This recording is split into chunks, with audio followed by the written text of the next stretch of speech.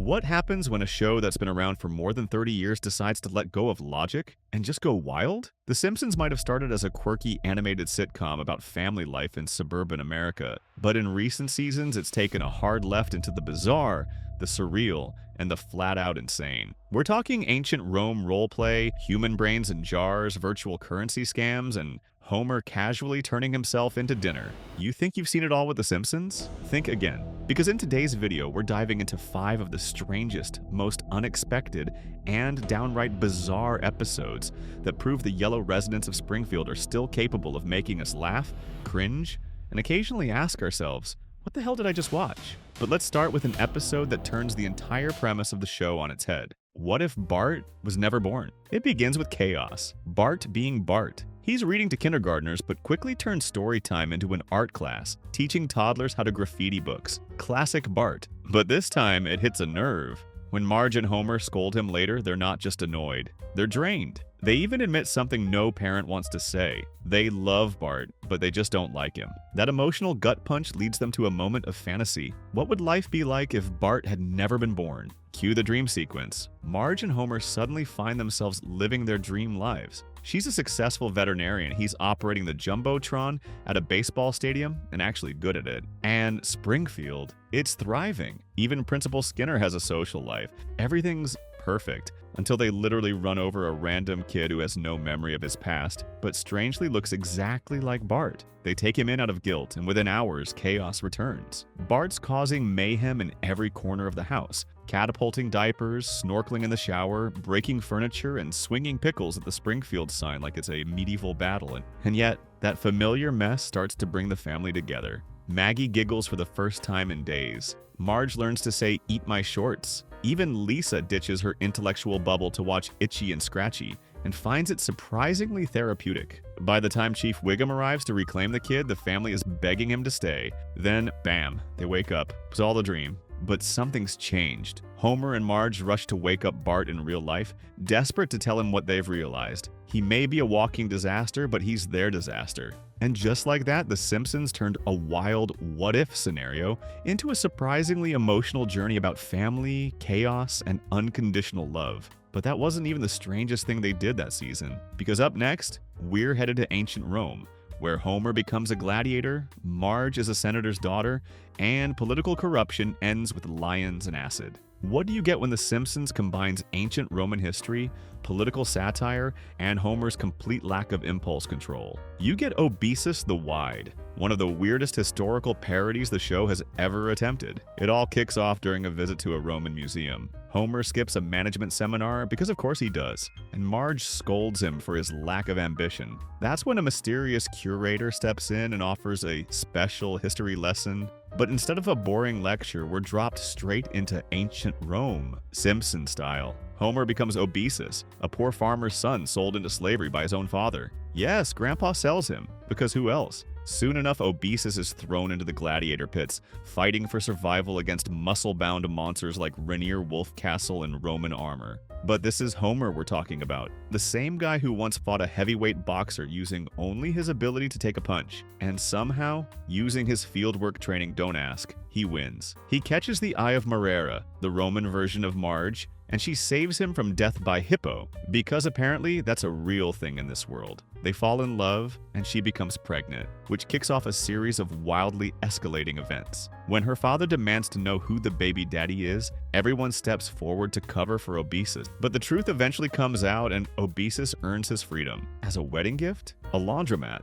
That's right. Nothing says eternal love like full control over the family laundry business. Obesus nearly frees his friends, but Marrera convinces him to focus on their legacy instead. Years pass. Obesus becomes rich by harvesting ammonia from public urinals, because of course he does. And suddenly, he's living large in Roman high society. But Marrera isn't satisfied. She wants him in the Senate. She even suggests joining for the orgies with actual women. Not weird at all. To get a Senate seat, Obesus is told he needs to assassinate the Emperor Quobus. And in one of the darkest turns in Simpsons history, he actually does it. He stabs the Emperor during a boat party, and just like that, his slimy sponsor, Senator Monas, becomes the new ruler. Now Obesus has everything: wealth, power, political clout. But he's still a sellout, ignoring his old friends and letting greed take the wheel. When Marrera pushes him to kill Monas next, Obesis refuses. So naturally, she tries to do it herself. She fails, but Monas ends up crushed by a falling column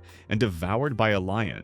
Don't ask. It's the Simpsons. The new emperor, their son Barula, an absolute maniac who immediately declares war on Neptune, floods the streets with acid, and builds a wall around Rome. Finally, Obesis decides to take a stand. He's sentenced to death, and in a final arena duel, father and son fight to the death, both dying in the process. Marrera, devastated, ends her own life, and Rome burns to the ground. All of that from a museum visit. Back in the present, the Simpson family argues about the moral of the story, while the museum curator regrets ever opening his mouth. The gods themselves watch from above, shaking their heads at the absurdity of it all. But if you thought gladiator politics were strange, wait till you see what happens when Bart becomes best friends with a human brain in a jar. Only in The Simpsons could a storyline about a floating human brain in formaldehyde become a heartwarming friendship arc. It starts off like most Bart-centered episodes, with mild chaos. Grandpa's being downsized at the retirement home, and Bart and Lisa are dragged along to help clear out his stuff. While rummaging through old war memorabilia, Bart finds some relics that,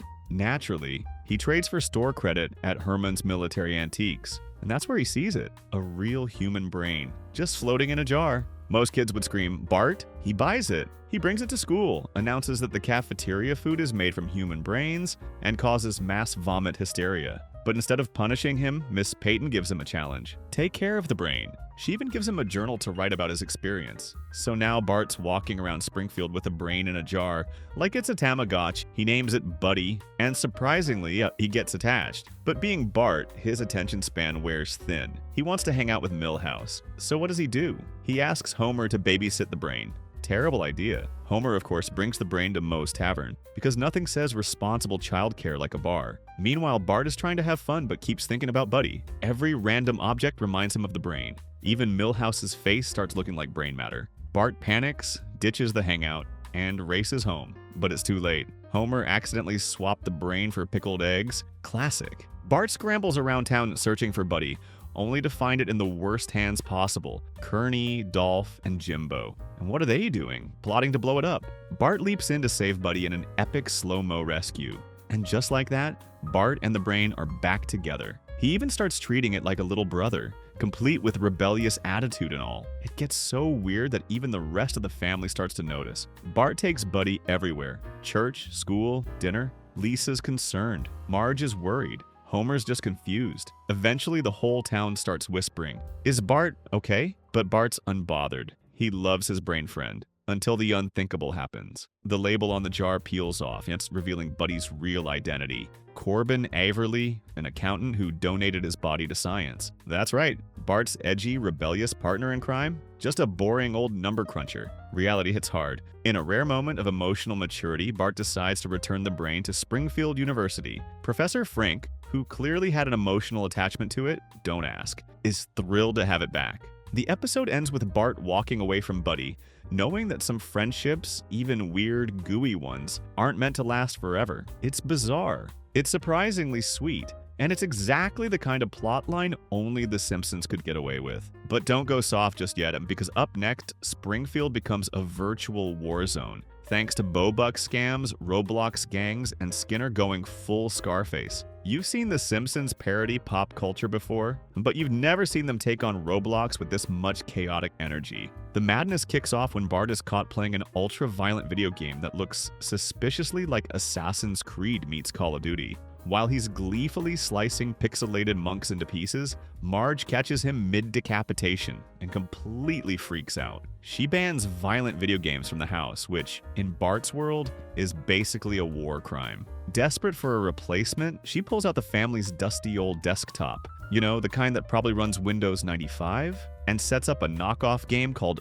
Roblox. Because copyright infringement is a Springfield tradition. Enter Milhouse. He shows Bart a trick. Using the game's glitchy old system, they can duplicate and resell the same rare pink mohawk accessory over and over again. And because Roblox runs on in-game currency called Bobucks, they realize they can make a fortune. All it takes is a few nerds, a sketchy school computer lab, and some serious ambition. The scam is on. They start pulling in thousands of Bobucks. Even Skinner finds out, and instead of shutting it down, he joins in. That's right. Principal Seymour Skinner goes from no chewing gum in class to we're rebuilding the auditorium with Dirty Bobucks money. And it works. Springfield Elementary starts transforming into a full-on performing arts school. Skinner even starts imagining musical numbers, dream sequences, and finally getting out of Chalmers' shadow. But every empire needs an enemy. Enter the Sunflower Gang, a rival group from a Montessori school who attacks Bart and his crew in-game, unleashing candy cane-shaped swords and ice cream trucks of doom.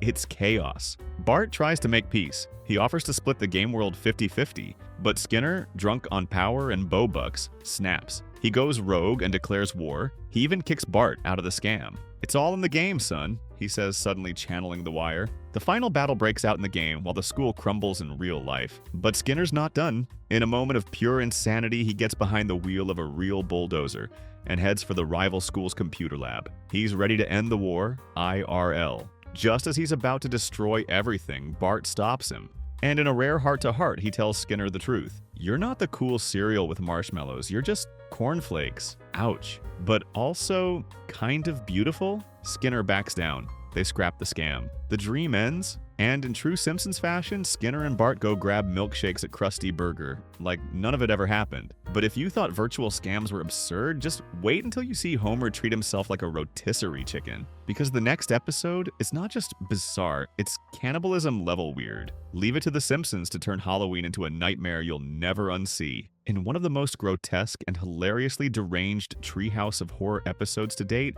the writers ask a simple question. What if Homer ate himself? And no, that's not a metaphor. It all begins when the Simpson family is turned into Halloween candies. Bart becomes a Butterfinger, of course, Marge is a chocolate bar, and even Grandpa ends up as a stale old cigarette bread. As the holidays pass, they're left abandoned on a shelf. Until one day, Homer, now a chocolate version of himself, decides to start eating his candy body to survive. It's dark, it's twisted, it's only the beginning. The next segment kicks off with a heavy nod to The Exorcist. A demonic statue named Pazuzu is dug up in northern Iraq and accidentally shipped to the Simpsons' home, because Amazon Prime really delivers everything these days. After a lullaby from Homer triggers the possession, baby Maggie becomes the vessel for the demon. Cue spinning heads, floating cribs, and enough chaos to ruin the neighborhood cocktail party. The highlight? Maggie takes down Helen Lovejoy in full demonic rage. A moment fans didn't know they needed until it happened. But wait, it gets weirder. After Maggie's possession is kinda resolved, the demon jumps into Bart, only to beg to be released after experiencing his soul. We shift into Coraline territory. Lisa discovers a secret tunnel in her bedroom, leading to a creepy alternate version of her family, complete with button eyes and overly perfect behavior. At first it's dreamy, but when they offer to sew buttons over her eyes, Lisa nopes out fast. Unfortunately, Homer eventually drags the entire family back through the tunnel, leading to a full-blown face-off between real and alternate versions. Spider Marge goes berserk. Homer decapitates alternate Marge by accident while trying to strangle her naturally, and in a bizarre twist, they strike a deal. The alternate family moves in with the real one. Yes, that happens. And then, we arrive at the final, most disturbing chapter. Homer is left home alone while the rest of the family goes on vacation.